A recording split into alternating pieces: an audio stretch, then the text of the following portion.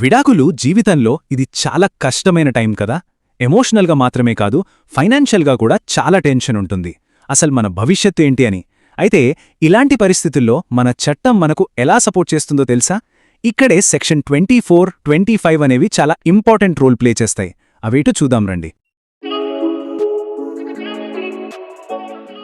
అవును, విడాకులు తీసుకుంటున్నప్పుడు అందరికీ వచ్చే పెద్ద క్వశ్చన్ ఇదే. ఫైనాన్షియల్ స్టెబిలిటీ సంగతేంటి, భవిష్యత్తు ఎలా? ఈ కన్ఫ్యూజన్కి, ఈ టెన్షన్కి మన చట్టంలోనే క్లియర్గా ఒక దారి ఉంది. దాన్ని మనమిప్పుడు స్టెప్ బై స్టెప్ అర్థం చేసుకుందాం. సో ఫస్ట్ పాయింట్, అసలు మన చట్టం ఎలాంటి ఫైనాన్షియల్ ప్రొటెక్షన్ ఇస్తుంది? ఈ ప్రొటెక్షన్కి బేస్ ఏంటంటే 1955 హిందూ వివాహ చట్టం. ఈ చట్టంలో రెండు చాలా ముఖ్యమైన సెక్షన్స్ ఉన్నాయన్నమాట. అవే సెక్షన్ 24 ఇంకా సెక్షన్ 25.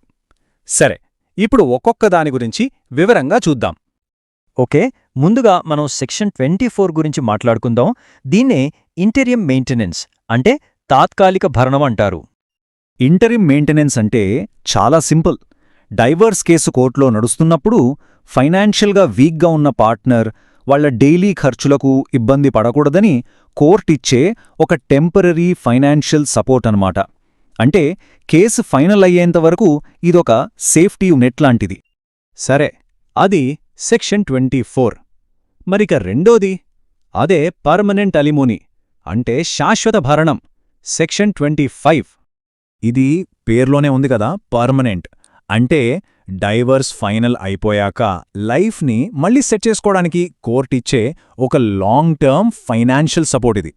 దీన్ని నెల నెలా ఇవ్వమని చెప్పొచ్చు, లేదా ఒకేసారి లంసంగా ఇచ్చేమని కూడా కోర్టు ఆర్డర్ వేయొచ్చు. సో డిఫరెన్స్ క్లియర్గా అర్థమైంది కదా. సెక్షన్ 24 ఏమో కేసు నడుస్తున్నప్పుడిచ్చే టెంపరరీ హెల్ప్, అప్పటికప్పుడయ్యే ఖర్చుల కోసం. అదే సెక్షన్ 25 ఏమో డైవర్స్ అయిపోయాక లాంగ్ టర్మ్ సపోర్ట్ కోసం. టైమింగ్, పర్పస్ ఈ రెండే వీటి మధ్య మెయిన్ డిఫరెన్స్. ఓకే, అంతా బానే ఉంది. కానీ ఇక్కడొక ఇంట్రెస్టింగ్ క్వశ్చన్ వస్తుంది. ఈ మెయింటెనెన్స్ ఎవరు అడగొచ్చు? చాలామందికి దీనిమీద ఒక అపోహ ఉంటుంది, కానీ అసలు విషయం వేరు. సాధారణంగా మనమేమనుకుంటాం, మెయింటెనెన్స్ అంటే భార్యకే ఇస్తారు అని. కాని అది 100% నిజం కాదు. ఇక్కడ మన చట్టం జెండర్ చూడదు. ఫైనాన్షియల్గా ఎవరు వీక్గా ఉన్నారు, ఎవరికి అవసరం ఉంది అనేదే చూస్తుంది. అందుకే కొన్ని స్పెసిఫిక్ కేసుల్లో అవసరమైతే భర్త కూడా భరణం అడిగే హక్కు ఉంది. మరి కోర్టు ఈ మెయింటెనెన్స్ అమౌంట్ని ఎలా డిసైడ్ చేస్తుంది? ఏదో కళ్ళు మూసుకుని ఒక నంబర్ చెప్పేది గదా. దీని వెనుక ఒక ప్రాపర్ అనాలిసిస్ ఉంటుంది.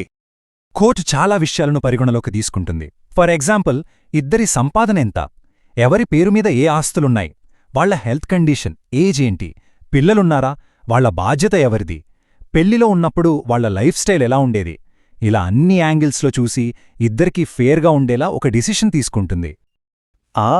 ఇందాక చెప్పుకున్నట్టే పర్మనెంట్ అలిమోనీ విషయంలో పేమెంట్స్ నెల నెల ఇవ్వొచ్చు, లేదా వన్ టైం సెటిల్మెంట్గా కూడా ఉండొచ్చు.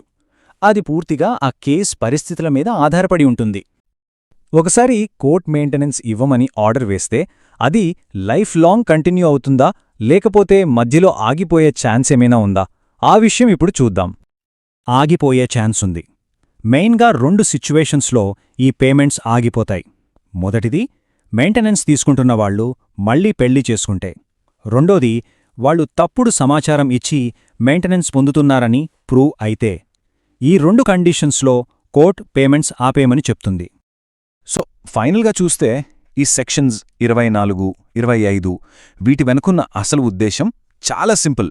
విడిపోతున్నారనే కారణంతో ఏ ఒక్కరూ ఫైనాన్షియల్గా రోడ్డున పడకూడదు. ఇద్దరూ మళ్లీ వాళ్ల లైఫ్ని డిగ్నిటీతో స్టార్ట్ చేయడానికి ఒక అవకాశం ఇవ్వడమే ఈ చట్టాల ముఖ్య ఉద్దేశం. చివరగా ఒక్క విషయం ఆలోచిద్దాం. డైవర్స్ తర్వాత ఫైనాన్షియల్ ఇండిపెండెన్స్ అంటే ఆర్థిక స్వాతంత్ర్యం అంటే అసలు అర్థమేంటి? జస్ట్ డబ్బు సంపాదించడమా, లేక సెల్ఫ్ రెస్పెక్ట్తో మన కాళ్ల మీద మనం నిలబడడమా? దీని గురించి ఒక్కసారి ఆలోచించండి.